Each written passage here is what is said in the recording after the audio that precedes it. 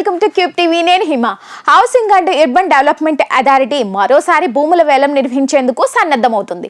ఖాళీగా ఉన్న హెచ్ఎండిఏ భూములను గుర్తించి వాటిపై చర్యలు తీసుకునేందుకు అధికారులు సన్నద్ధమయ్యారు.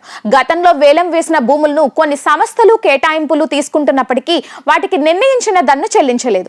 దీంతో ఈ భూముల కేటాయింపులను హెచ్ఎండిఏ రద్దు చేసింది. ఇందులో భాగంగా 500 ఫ్లాట్లను మరోసారి వేలం వేయాలని అధికారులు నిర్ణయించారు. ఈ ఫ్లాట్లను విక్రయిస్తే సుమారు 1000 కోట్లకు పైగా ఆదాయం సమకూరుతుందని అధికారులు అంచనా వేస్తున్నారు.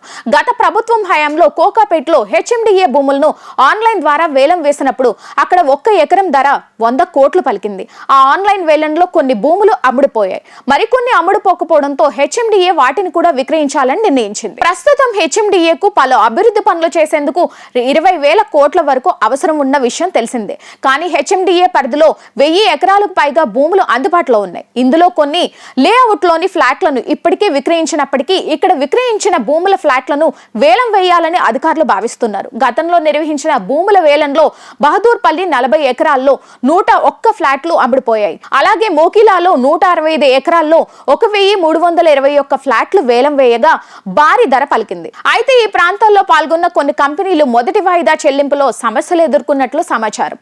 ఈ ప్రాంతంలో ఉన్న ప్రైవేట్ భూముల రేట్ల పెంపును కొందరు వ్యక్తులు ఉద్దేశపూర్వకంగా పెంచారని కూడా ఆరోపణలు ఉన్నాయి. ప్రస్తుతం ఈ లేఅవుట్లలో 80% ఫ్లాట్లు అందుబాటులో ఉన్నాయని, మార్కెట్ భూమిలోకి రాగానే ఈ వేలాన్ని నిర్వహించాలని హెచ్ఎండిఏ అధికారులు భావిస్తున్నారు. ఈ కొత్త వేల ప్రక్రియ ద్వారా హెచ్ఎండిఏ మరిన్ని ఫ్లాట్లను విక్రయించి అభివృద్ధి పనుల కోసం అవసరమైన విధులను సమకూర్చుకునే యోచనలో ఉంది.